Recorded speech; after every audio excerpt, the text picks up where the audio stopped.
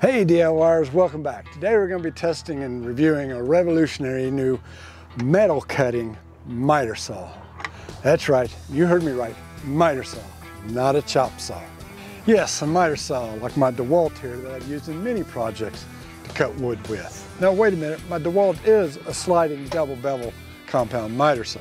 Now this metal cutting miter saw doesn't do bevels like the DeWalt does, but it does do miters left and right. And I must say, this is a very smooth action here.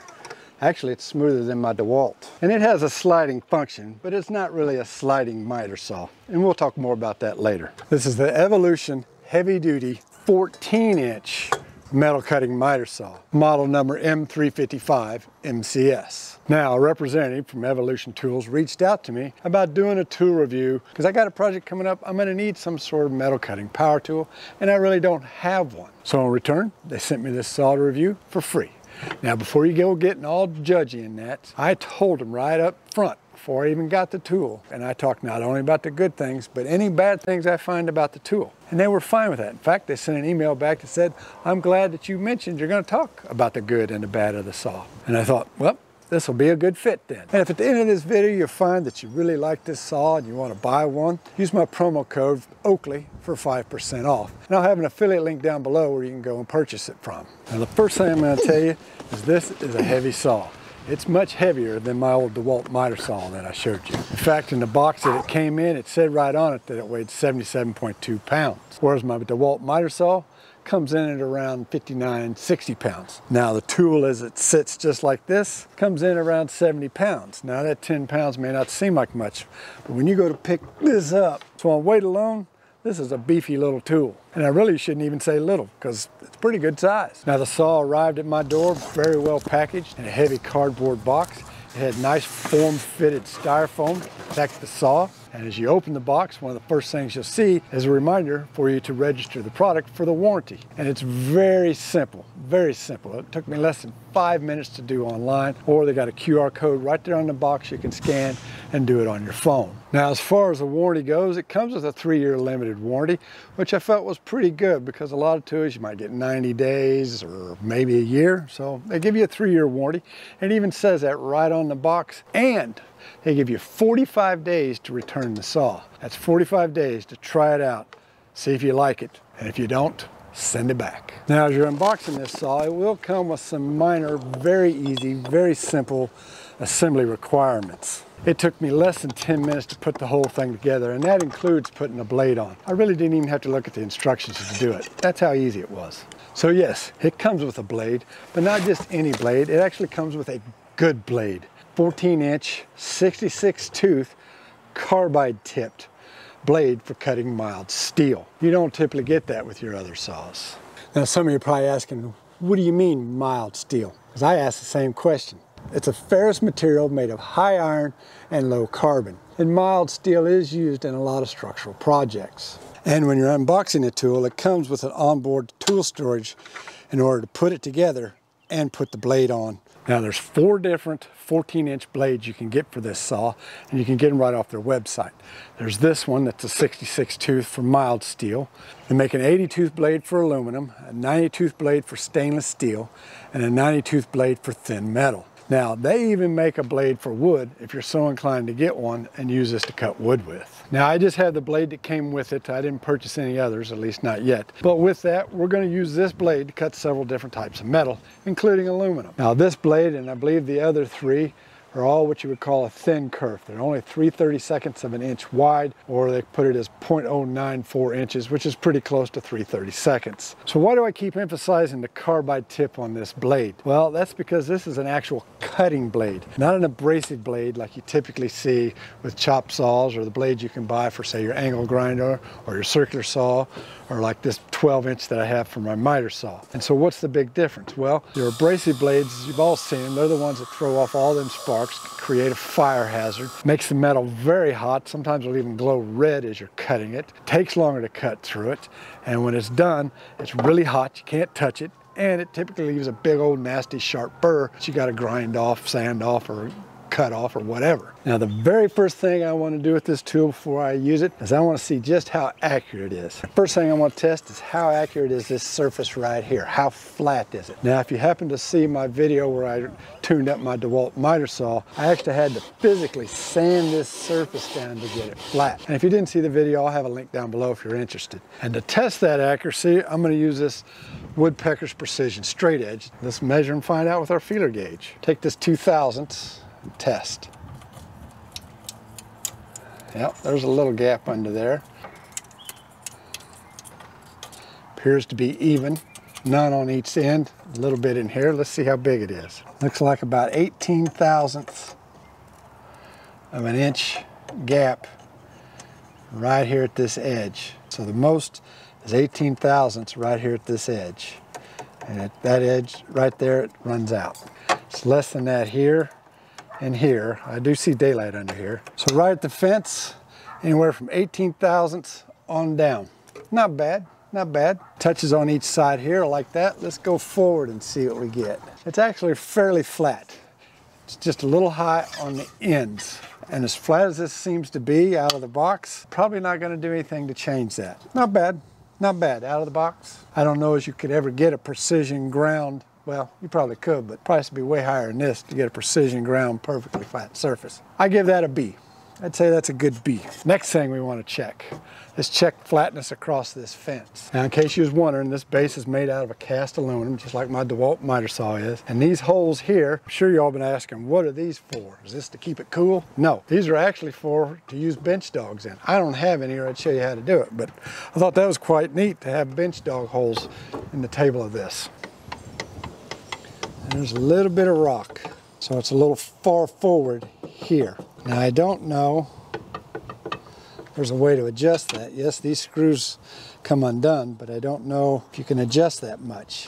So it's roughly 15/1000 of a gap. So if you split the middle, you got about 7.5 to 8/1000 of a gap on each side. I see right here the fence has a groove it sets in, and it's got 2 bolts that you loosen. But is there enough slack to make this straight? Let's find out. And what do you know, this onboard tool fits right in that bolt head. I'm just going to do this side first and see, because if I screw it up, I only want to screw up one side. You don't get much slack. You get this way. Let me see if I push down on here to hold it down and push in on this end here and tighten it up, if it fixes anything. You know what? It did help. It was 15/1000 before. It's less than that. Let me do this other side and we'll get back and see if I straighten this. So I did the other side. This is a 10/1000. And it's a tight 10/1000. So that took out 5/1000 of slack. Pretty good. It's still nice and flat across here. So the flatness, accuracy, straightness of the fence, I give a B, but I give it an A for the ability to at least be able to adjust it a little bit and get 5/1000 worth of play out. Now let's check how square the fence and the base is. Flat on the table part, flat against the fence, 90.1. Let's go midway in between, roughly here. 90 dead even. This edge, 90 dead even. 89.8 this side of the fence. 90.1, 90.2, 90.3, 90. 90.2. So with a digital angle finder, I give this an A+ for squareness of base to fence. Right out of the box, I don't think you could beat that. That is really good. So next, let's check and see how square the blade is to everything. Are we gonna get good straight 90s, or are we gonna get kind of off 90s? I'll check it with the digital angle finder just to be complete. 89.6. Good. I don't think you could really do a whole lot better.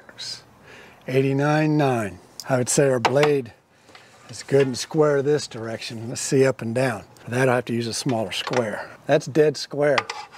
This side's dead square. When we make a cut, we'll test it. And just so you know, the spring on this guard, pretty hefty. It takes a little bit to pull this up. It's not that strong on my DeWalt. So out of the box squareness of the blade, give it an A+. If it wasn't, let me show you how you can adjust it, and let me show you how. So it has a screw on this side, and one right there. You loosen those screws, there's enough slack in there, you can adjust this and make it dead on perfect 90. But mine already is out of the box, so I don't need to worry about it. And if you have to adjust this, you can loosen this up and get that set so it says dead on 0. And as far as this gauge, it's a stainless steel plate here, but your presets are 0, 15, 22.5, and 45. Now, as I mentioned, this can go 46 degrees both directions, but this doesn't have the bevel capacity that the miter saw does. Hopefully they're working on that, and that'll be their next revolutionary tool. So one thing I forgot to mention so far is what is this saw's cutting capacity? Well, they actually have a little chart right here in the instruction manual. For square tubing, 90-degree cut, 4 3/4 square. That's pretty good size. 45, it's 3 29/32. That's roughly 7/8. And your minimum cutoff length is going to be 5/16. Now I'll tell you, an instruction manual says max cut that's a 1/2 inch thick. Well, we're going to test past that. And when it comes to the instruction manual, it's actually a pretty good manual. It comes in 3 languages, English, French, and Spanish. It has a picture diagrams of how to put it together out of the box. Honestly, I didn't really need, but it's much easier than reading how to do it. It comes with all the specs in here. It's a pretty comprehensive little instruction manual of how to operate, what not to do so you don't get hurt. And it says right in the instructions manual, as far as the galvanized steel, it could shorten the lifespan of the blade, but we're going to try it out anyway. So with that, let's stop this jibber jabber and get to cutting something and see how it works. So the first thing we're going to cut, we're going to go easy. It's just going to be this 1 inch square tubing. That's an 1/8 inch thick, but I'm going to do it in real time. I'm not going to speed it up or slow it down. I want you to see how many sparks we throw, how fast and smooth it cuts. As you see, it actually cut pretty good. Cut really pretty smooth. There's very little burring. And it wouldn't be complete if we didn't test the squareness. To me, that's dead on square out of the box. And one thing I really got to compliment them on is how quiet this motor is. I was expecting this to be a way louder motor. I mean, this is quieter than my DeWalt miter saw. I mean, it's a 15 amp motor, and just cutting metal, I expect it to be really loud, but I got to give it to them. That's pretty quiet for a saw. Now, you may have noticed this little red block back here. This didn't come with it. It's mine. It's a magnet. Put it back here to kind of try and catch all the metal chips. As you see, it did a pretty good job. They actually have, this is kind of the chip collection department. Just like all miter saws, the dust or chip collection system isn't very good. And with it all the way back like that, there's no way it's going to hit it. Now, one other thing Evolution makes, which actually wouldn't be a bad deal, is they make a miter saw stand for this saw. And it's like $129 at the making of this video. Now, it comes with these nice clamps that come on this bar that can slide. You can have them both on one side like this, or one on each side. Loosen these little set screws here, and there's a little bitty ball bearing in there that helps set in the grooves, because there's little grooves on here. And you can set the height of this and then use the set screws to secure it in place. Comes with 2 of these, and then it also comes with 1 on top. Actually, there's 2 holes on this side of the blade, 3 holes on this side of the blade for this to fit into. Then again, loosen this thumb screw. This can slide up and down. Fully adjustable. Push this lever, raise it up. Now I will tell you, here's the first thing I don't like. That. I've leaned on this numerous times, and every time I keep doing that, and I don't like that. I like that it's got a thumb quick release, but it's kind of a pain to me. I guess I'd rather see it not move, and I have to move this to get it to work. I get that it's a quick release kind of a system, just like this here. Flip the bar up, you can move this wherever you want, put it down, screw it tight, locks it in place. Comes with these little attachments that got a V groove to them. Put it on here, you can hold stuff like rebar, round stuff. You put your square tubing in there to clamp it and hold it. And it comes with 1 of these for each of these clamps. And it's got 2 little, I'm gonna call them ball bearings in here that help hold it in place. And one thing about these clamps that I keep forgetting is you can't pull this up to release it. You gotta unscrew it, then you can release it. So next, let's cut this 1/2 inch piece of rebar here.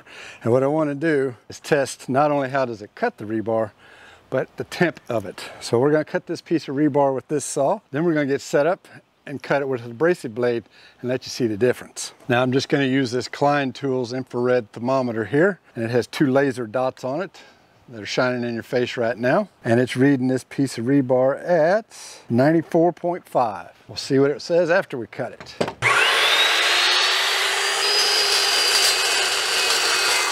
It's a little warm. It's reading that at 103.3. It's reading this at 99.7. Well, it did get a little bit warmer. It's not so hot you can't touch it. But as you'll see when we do it with that abrasive blade, I won't be able to do that. And the other thing, look how clean that cut. I didn't do anything to it. I didn't clean it up at all. And a safety feature I want to point out is with the handle here. This little lever has to be pushed over before you can engage the saw. And it is ambidextrous, so I'm doing it left-handed. I'm a right-handed person.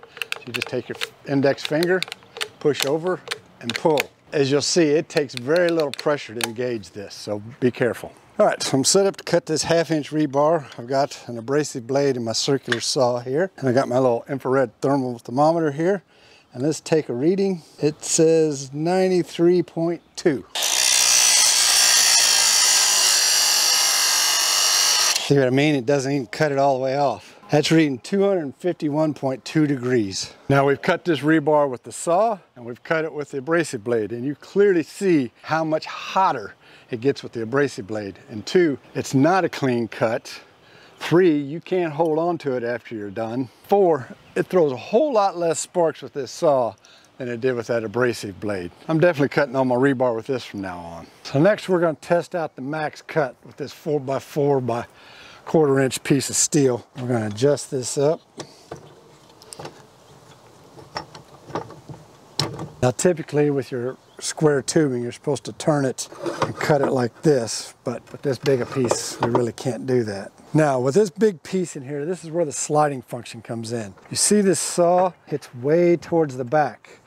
It actually comes with this instruction manual right here. It tells you where this should be set in reference to the piece of metal that you have. And this is the little brake that you use to slide it back and forth.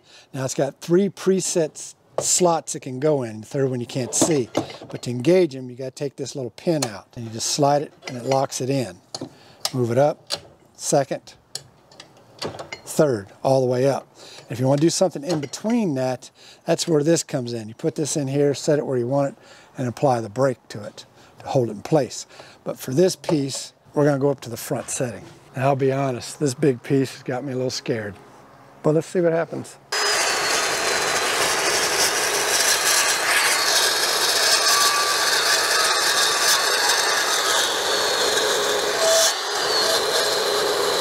Did pretty good. I mean, it took a little while to get through it, but that's 1/4-inch steel.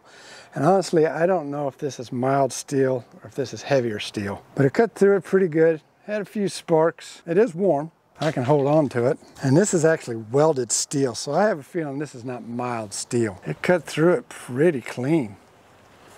And there's the weld. All right, let's test square. All right, square, dead square there, dead square there. So next we're going to try out the miter feature and how accurate it is with this 3/4-inch solid bar. And we'll use the presets that they have. So the first miter we're going to try out is the 15 degree.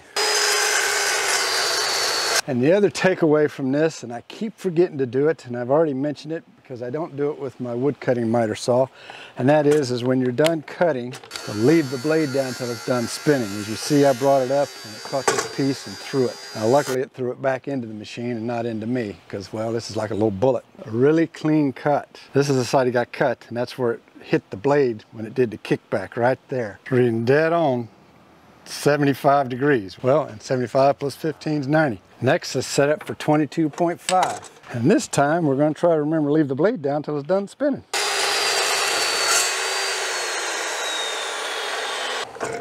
Much safer that way. Again, a very clean cut. And as I'm doing this, I'm not pushing hard. I'm letting the saw do the work and just letting it cut through, and I'm just kind of giving it a little pressure so it'll go down. Unlike with a miter saw, I tend to push a little harder.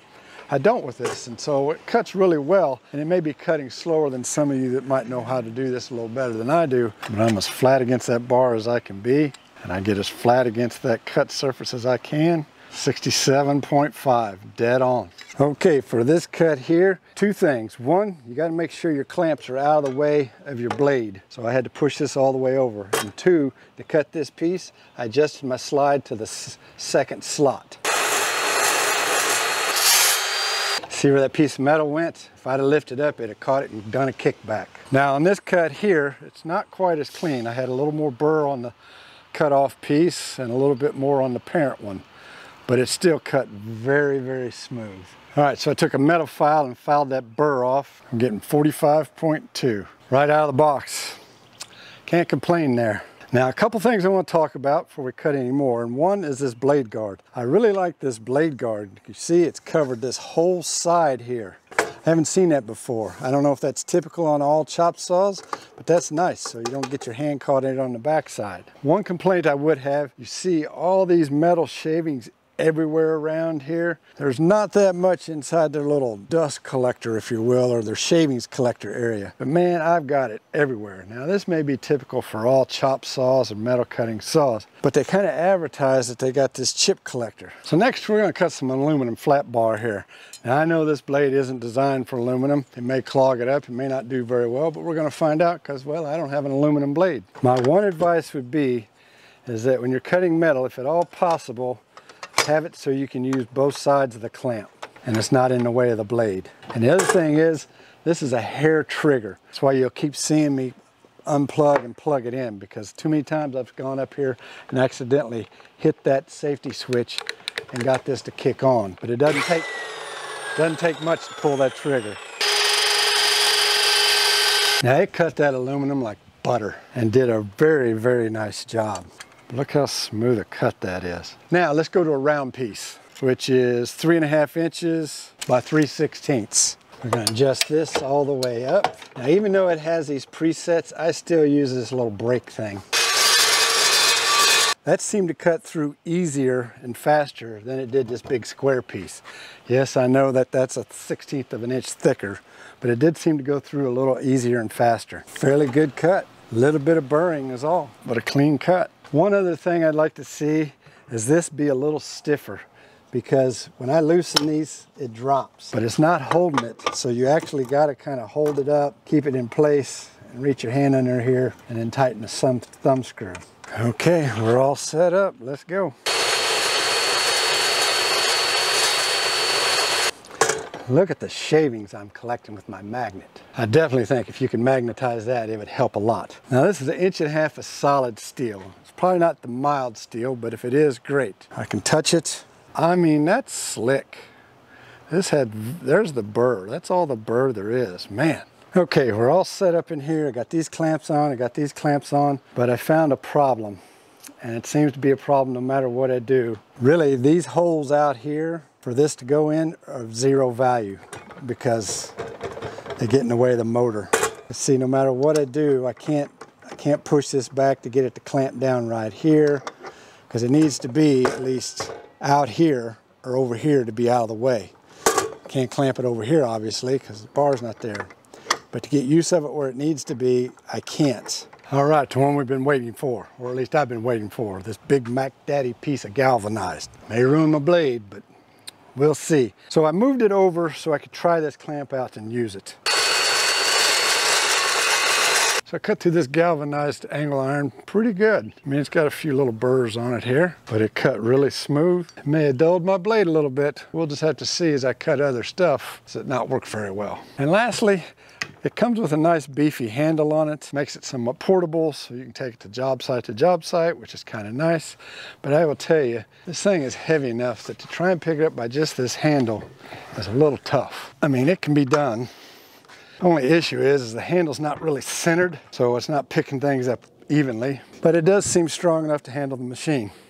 It's 70 pounds. And it has a nice little locking mechanism, just like my DeWalt does, in order to keep the blade head down and secure like this when you're carrying it around. So overall impressions of the saw are actually kind of nice. If I had to give it a letter grade, I'd say it's a solid A-.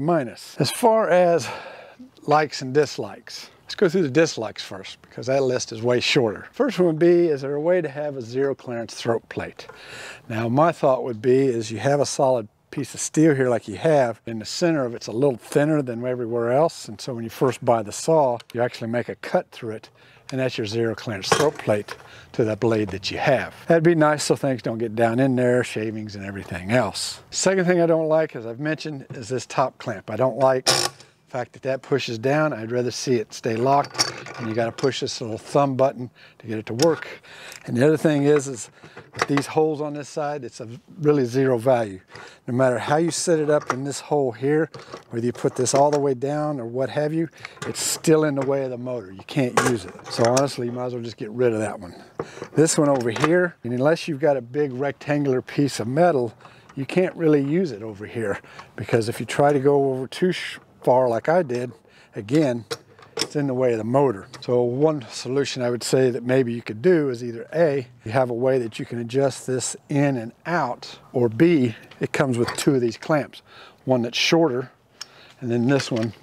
So you got the long one for this side and a shorter one for this side. And the third thing, as I'd mentioned before, their chip collection area. Yes, it's got a hole in the bottom for the chips to fall out, but they aren't falling out through there. They're falling out everywhere else. So if there was a way to magnetize this to collect the chips, yes, then you're going to have a way to either A, deactivate the magnet so you can clean it out, or B, have some sort of hatch on the back where you can clean it out. Now, if you've ever used anything by mag switch, you know that they have it to where you make a twist of the button and the magnet's either active or not active. Maybe they could do something like that here. And the fourth thing has to do with these set screws on this bar here. The little ball bearing down in there was A, just a little bigger, the groove's a little deeper, and or B, the spring behind it is a little stronger, so that you could set this in here, it would hold it in place while you get a chance to come around here and tighten it up. As I just talked about, handle placement on here, while it's great to have a handle, kind of offset so it's not balanced, and honestly, I don't know if there's really much fix to that. I mean, as it is, I tend to kind of pick it up from here to carry it. You know, that's kind of a minor thing to me. So now let's talk about the likes, and that list is definitely longer than the dislikes. First thing is how smooth and clean this thing cuts. On almost every one of these pieces of metal I used to cut with, I got very, very little burring, and some of them I didn't even have any. Very clean, very smooth cuts, very nice cuts. The fact that after I cut it, I can pick it up and handle it. Whereas I showed you with that abrasive blade on that rebar, after you cut it, you gotta let it cool a little bit. Now I will tell you, on thick pieces of steel like this, after you cut it, they are a little warmer than say that's this square tubing here. You might have to let it cool, but at 5 minutes, you can handle it and play with it and do whatever you want. It's not like it gets 200 degrees, which only makes sense because of the blade going through it. And the biggest like of them all is the fact that it can miter both directions 46 degrees, and it's got presets. I mean, with chop saws, it's very difficult to do miters, let alone repeatable miters. So that is the hugest like of it all, and honestly why it was made. I like that this blade guard blocks out the blade from this whole side over here, and the fact it has a pretty hefty spring in it to pull it down so it keeps you safe when you're cutting, and it covers quite a wide area of the blade on the other side. The other thing I like is this onboard storage for the wrench. Not only can you use it, put on the blade and take off the blade, but as you saw, I used it to loosen these to adjust. It also comes with this smaller end for which you can use to put it together. Another big feature that you don't see on like your wooden miter saw type machines is it comes with a nice carbide tipped blade, not a cheapie that you use just to get you through as you buy it, and then, you know, one project later you got to change it. This is a nice carbide blade that's going to last a little while. Well, if you don't cut galvanized metal, it will. It has this plate on the back, as you saw me assemble when I was putting it together, that keeps it from tipping and actually does a wonderful job. And it doesn't interfere with the miter. You can freely turn the miter even though that's there. The other thing I like is the weight of it. Yes, it's heavy, it's 70 pounds, but I like that. It doesn't rock around, it doesn't move, and it seems well constructed because it is heavy. I would think of it as being a cheap saw if it was half this weight. I was absolutely thrilled with how square this base is to that fence right out of the box. I love the fact that the miters were dead on when I cut them, right out of the box. The fact that I didn't have to adjust it. Even if I had to adjust it, I'd still like it because I know if I had to adjust it for 90 for square, I would know that my detents were going to be dead on after I got it that way. That means you can get repeatable squared cuts and not have to worry about if you're welding to fill it in because it's not square and doesn't fit together well. I liked how powerful the motor was, and it's really fairly quiet considering what it's used for, and that's cutting metal. To me, I think it's a little quieter than my DeWalt miter saw that I use for wood. The fact that they supply not only one, but 3 onboard clamps. Yes, we had some issues with this top one, but it can still be used over here. And the fact that they're movable, adjustable, quick release, I can put them on both sides or one side. As I said before, the smooth action, easy maneuverability of the miter part Very nice. And to me, it had a very large cutting capacity. Now, I don't have a chop saw, never used a chop saw, don't know if some of those have a bigger range of cutting. But the fact that you can go 4 3/4 of an inch cutting on this, I think that's great. I mean, I don't know as I'm going to need anything bigger than that, but I think this would make a great addition to anybody's metal shop. And a nice added bonus is the fact that they make an actual dedicated miter saw stand for this metal cutting saw that you can buy. And the last couple things I want to mention aren't really likes or dislikes. I mean, they're kind of expected to come along with any miter saw, at least a wooden miter saw. So the fact that this is a metal one, you know, it didn't really surprise me. I was just hoping that it wouldn't. And one is how flat the table is. Now, I really don't know. This is cast aluminum. I don't know if there's a way that they can make it so when they cast it that it's dead flat, or B, when they're manufacturing, if they can have some way of cutting this to where it's dead flat. I don't know. That would be really nice, but it may add quite a bit of an expense. But it's not bad. I mean, it's not bad, and if I wanted to, I could sand this a little bit and flatten it down. It's pretty good, and as you saw, I got good 90-degree cuts. And the other thing is this fence, the straightness across of the fence. While I was able to decrease the amount that it was out by 5/1000ths of an inch, I don't really know, is there a way for them to do anything to this so it can be adjustable but yet be strong and stay in place. Now lastly, let's talk about the elephant in the room, and that is the price. This is not a cheap saw. I mean, at the making of this video, it comes in at 849 bucks. And granted, you get 5% off with my discount code if you buy it. Still quite a bit of money, especially if it's the first time you're buying a tool. It is a big expense. If you've got a metal shop though, and you do a lot of metal cutting, this is not an expense. This is actually a need, in my opinion. You really need this. But at the same time, there's a lot of features. There's a lot of good quality in this. It's heavy. There's a lot of good things about this machine that honestly, that $849, while it's a steep pill to swallow, I think it's well worth it. As I say, buy once, cry once. No more than I'm gonna use a metal saw. Granted, now that I have one, I may use it more than I think. This is gonna last me a lifetime. You know, the only thing I'll have to replace is the blades. And if you look at comparables and say the wood cutting, DeWalt battery powered miter saw is like 800 bucks. If you want to get a Festool, the Festool K-Pax, that's $1,500. And honestly, I don't think that's worth it. I know that's going to piss some people off, and in the comments going to hear about it, but that's fine. To each is their own. So for those of you that are going to do a little metal work, weekend warrior type stuff, and you're going to need to cut miters, yeah, spend the money, because it'll last you a lifetime, no more than you're going to use it. I mean, this is hands down miles better than an abrasive chop saw. In fact, I'm gonna go as far as say as this saw here is gonna change the way the future of chop saws are made. I lay money you're gonna start to see cutting metal saws on the market that can do miters. Remember, I'll have an affiliate link down below with a discount code for 5% if you wanna purchase one of these. If you like these tool reviews and wanna see some others I've done, click on this playlist right here and it'll take you to a bunch of tool reviews that I've done. So until next time, be safe and happy DIYing.